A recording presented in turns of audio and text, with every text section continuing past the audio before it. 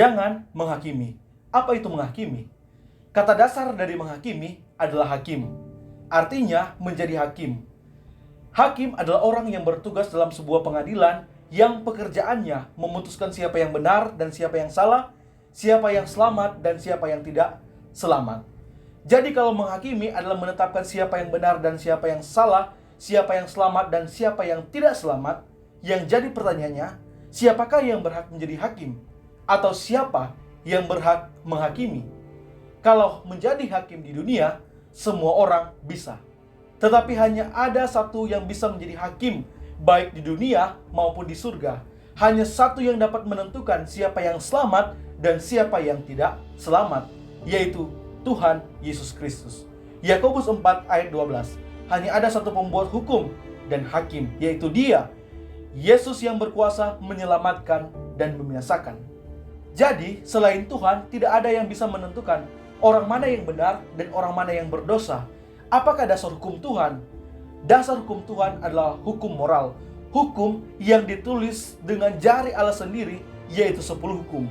Hukum kasih kepada Allah, jangan ada padamu Allah lain di hadapanku, jangan membuat bagimu patung dan sujud menyembahnya, jangan menyebut nama Tuhan Allahmu dengan sembarangan, dan ingatlah dan kuduskanlah.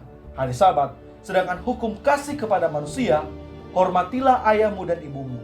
Jangan membunuh, jangan berzina, jangan mencuri, jangan mengucapkan saksi dusta tentang sesamamu, dan jangan mengingini milik kepunyaan orang lain. Itulah dasar dari hukum Tuhan. Apakah ada perubahan atau penambahan dari hukum Taurat atau hukum Tuhan ini? Matius pasalnya yang kelima ayat 17 dan 18. Janganlah mengira bahwa aku datang untuk membatalkan hukum Taurat atau kitab para nabi. Aku datang tidak untuk membatalkannya, melainkan untuk menggenapinya. Sebab sesungguhnya aku berkata kepadamu, sampai langit dan bumi berlalu, satu iota atau satu titik pun tidak akan ditidakkan dari hukum Taurat sebelum semuanya terjadi. Adakah Yesus membuat hukum yang baru ketika Dia ada? Tidak.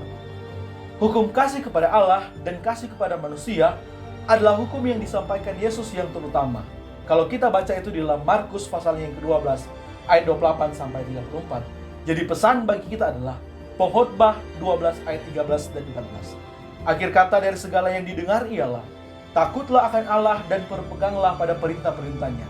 Karena ini adalah kewajiban setiap orang.